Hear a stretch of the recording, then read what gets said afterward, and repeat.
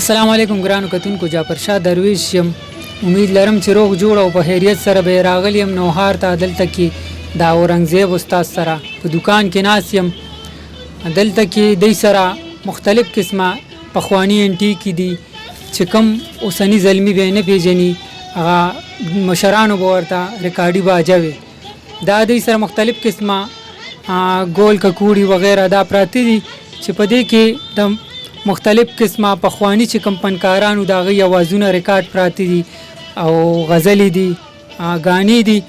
په دې حوالې سره به استاد سره خبرې اترې کوو چې آیا دا انټیک دی د چېرته نه را پیدا کړی دی. په اوس دور کې خو مشکله ده چې دا څوک هم پیژني. نو راځئ چې ملو شو سره. السلام علیکم استاد جي. وعلیکم السلام. څنګه حالې؟ په خیر راغی.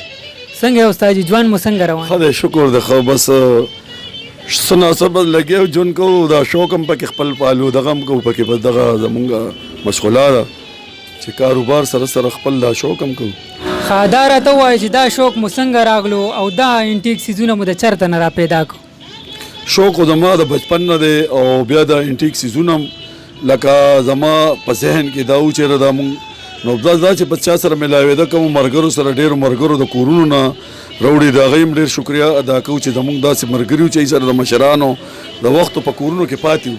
نو بیا ای چې کله مونته وي چې ستا ما دا شوق یې ولیدو نو بس ای به راوړو، بیا به یې ماله راکوله.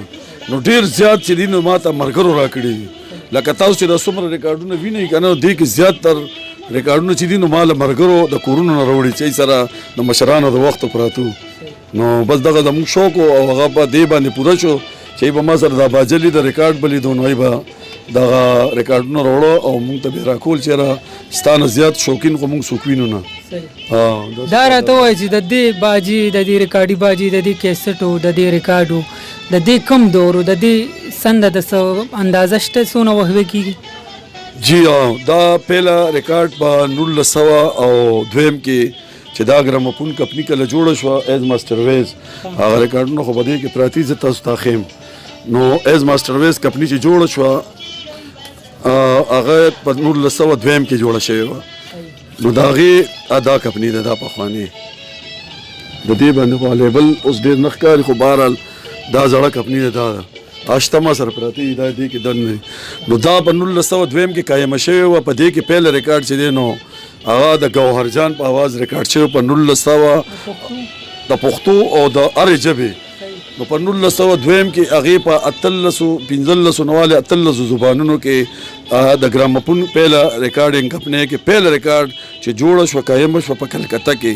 نو هغې پکې پیله ریکارډ ویلی د پښتو هم دی او ما ورکړی دی، په زمونږ په فیسبوک باندې چلیږي. او په سړو کې سندرغاړو کې چې نو هغه اکرم خان و چې د ټولو نه زوړ ریکارډ ما سره پروت دی 1904 کې چې هغه ریکارډ شوی. ښه جي، 1902 او 4 دا خو ډېر کلونه د دې وشو، ځکه چې زمونږ 88 دغه زمونږ پیدایش دی. نو دا چېرته زمونږ د نیکونو د وخت نه مخکې هم دا ریکارډینګونه چې دي دا به خلکو غږول. او دا راته ووایه چې لکه دا کوم ریکارډینګونه تا سره پراته دي، آیا په دې کې به چېرته کې داسې یو سندرغاړی وي چې به ژوندی وي؟ یاره جي تر دغه پورې خو جمدي د 2003 پورې یو فنکار ارباب دلبر خان جمدی و چې مظفر خان سره جوړیدار او په سن 35-36 کې هغه سره یو ځای ریکارډونه ریکارډ کړي دي. هغه د 2000 پورې خدای ول عمر ورکړو جمدی و، خو اوس هغه بیا د 2003 خواوشا 4 کې هغه بیا وفات شوی دی. نو افضلي خان استاد چې دا ریکارډونه ما تاسو ته وښول دا پراته دي چې دی په سن 84 پورې جمدی و. داسې پکې ډېر و چې لکه په 40 کې وفات شوي، په 1940 کې زرخان او دغه شان صحبت و، دی په 40 کې 1940 کې دواړه 240 کې وفات شوي. عبدالله جان په 1901 کې وفات شوی. دغه شان هر یو فنکار مونږ سره تاریخ هم شته او د وفات هم او د پیدایش هم. مطلب دا چې په دې باندې د صدۍ نه سیوا وخت تېر شوی دی او د دې خپل یو دور ډېر ښه دور او ډېر ښه دې کې ډېر ښه کلامونه ریکارډ شوي دي د ډېرو ښو شاعرانو، د رحمان بابا نه راوالې تر د عبدالحمید او داسې دا چې څومره عبدالعظیم عظیمه چې چې ډېر ښه شعرونه شاعري د په دې ریکارډونو کې مظفر خان ویلي دي، افضلي خان ویلي دي، لکه ټولو استادانو د هغې کلامونه ویلي دي، د ښه شاعرانو پکې ډېر بې حسابه بې اندازې شاعران متویر پیدا پکې ډېر مشهور شاعر و د پیشتقرې. نو بس ډېر ښه کلامونه په دې کې د ښه شاعرانو او د فنکارانو اوازونه دي. استاد دا راته وایي دې وخت کې خو به د دې څو زیات مینوال څه چې د دې هغه پهچان والا کسان به هم د دې مصریان خو به اومني د دې خرابتیا چې راشي نو بیا څه کوئ تاسو؟ یاره جی شته د استادان شته. فردوس استاد دی په شیرین کوټو کې زموږ ډېر محترم استاد دی. د چابې والا باجه که خراب شي، که ریډیو د والونو خراب شي، که هر قسم سم خراب شي نو هغه موږ وړو هغه ټیک کوي. او بلکې د هر ځای نه ولا پاکستان نه کې د چا سره چې وي هغه پیژني نو هغه وړي، زیاتره خلک پیژني. بیا داسې موږ سره یو استاد شته ګل حسن دلته ما سره خوا کې چې دا باجه خراب وه او دا یې بل ورځ ټیک کړی د دې اواز ته د پرونه اواز د دې بالکل صفا شو او صحیح کلیر اواز ته روزي. نو دا بس شته د اوس هم استادان موږ خپل هم ټکه ټوکه پوهېږو، ولې چې موږ خپل هم آټو الکټریشن سره تعلق لرو کار سره که نه په دې پوهېږو. د سپرینګونو والا استادان هم شته چې رسول شاه باچا دی په پېښور کې سپرینګ هم اچوي، دا چابې دا باجې اټیک کوي زموږ ملګری دی. نو داسې زموږ لکه شته دی کسان چې دا کوي ټیک کوي او بس دغه استادان شکر الله جمدي دي. استاد جي دا راته ووایه چې راتلونکي نسل دا نوي کل چې کوم دی د دې څیز په حوالې سره به دوی ته څه پیغام ورکول غواړئ؟ بس جی دوی ته خو زمونږ دا پیغام دی، مونږ خو پخپله هم واړو، دا مو په وړوکوالي کې لیدلي بیا چې مونږ ورسره پوهېدو نو مونږ ځان سره هم د دې شوق ساتلو او راجمع کول مو. نو دا خو زمونږ د پښتو هغه ملغلرې دي چې دې کې داسې ملغلرې دي چې د داسې اوازونه دي چې د یو بل نه مختلف او ډېر ښکلې اوازونه دي. د اکرم خان نه راوالی، د ګوهرجان نه، اکرم خان نه تر د سبزلي خان او ماسټر مظفر خان او چې د هر یو اواز اورې نو څه عجیبه دی.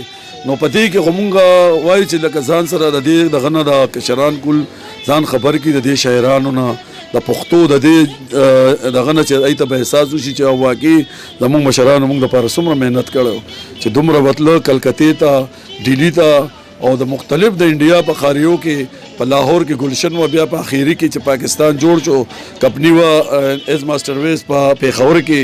نو دا ټولې کپنۍ چې وي دا اکثر په هندوستان کې وي او زموږ په پاکستان کې بیا د پاکستان جوړېدو نه بعد قایم په پېښور کې، فیصل آباد کې، کراچۍ کې. نو دا پیغام ورکوم چې کشران په دې باندې پوه شي څه نه څه د دې پښتو نه، د دې سندرغاړو نه او د دې شاعرانو نه خپلو نه خبر شي چې دا هم زموږ د دې معاشرې هم د دې ځای خلک وو. د بل دی نو عبدالله استاد پکې مشهور شاعر، دغه شان پکې فرید جان او پکې ډېر شاعران دي چې په هغې کې په دې ریکارډونو کې شاعري کړې ده. د ریکارډ په شکل موږ سره هغه را رسېدلي او موږ محفوظ کړي دي. نو خپلې ژبې سره چې څوک مینه کوي نو هغوی به دا ساتي او هغوی به لازمي د دې خواهش کوي. زما خو دا پیغام دی.